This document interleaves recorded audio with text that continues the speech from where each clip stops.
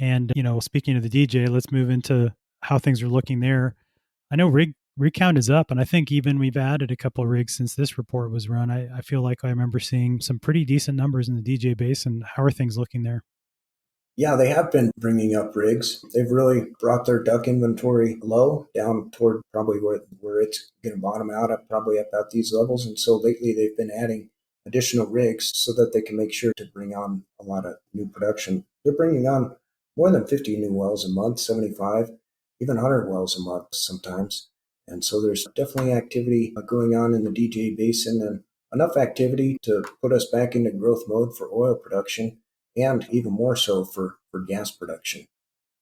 Yeah, looks like we're going to be still below pre-pandemic levels from an oil point of view, but at least stabilizing to just under 500,000 barrels per day across the basin, which is good to see. Interesting to your point that we see gas production increasing so much. Is that just because of where operators are drilling? They're going into the more gassy parts of the play.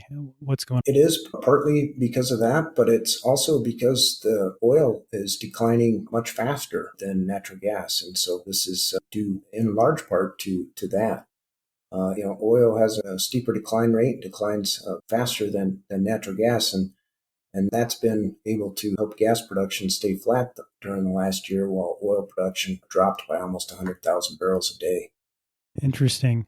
Yeah, and the thing too, I guess this is one of the more mature shale basins, and so I wonder too if you have the gas oil ratio going up, showing a little bit of stuff that's going on down in the reservoir, could be something happening there too. And they also have been targeting the Codell Formation more recently. It actually bypassed the Niobrara as the number one producing formation. So that's interesting. A lot of operators now are drilling a little bit deeper than the Niobrara and hitting the Codell tight sand.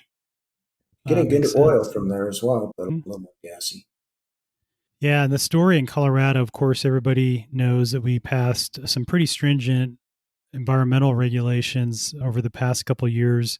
And during that rulemaking period and during the lead up into when those rules went into effect, sort of late last year, early this year, seems like we've seen the number of permits that are issued drop pretty significantly.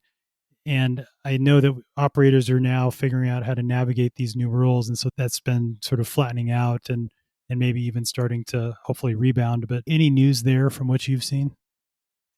Well, yeah, now that they're starting to drill more, they're starting to get ahead of it better with the permitting. But it's easy enough for them to file a permit that they've some of the reason why the permit count is decreasing now is just because the permits that they applied for 3 years ago expired, and they never did drill those. But plenty of those permits, they're just going to refile them again, up closer to the time when they actually decide that they're going to drill.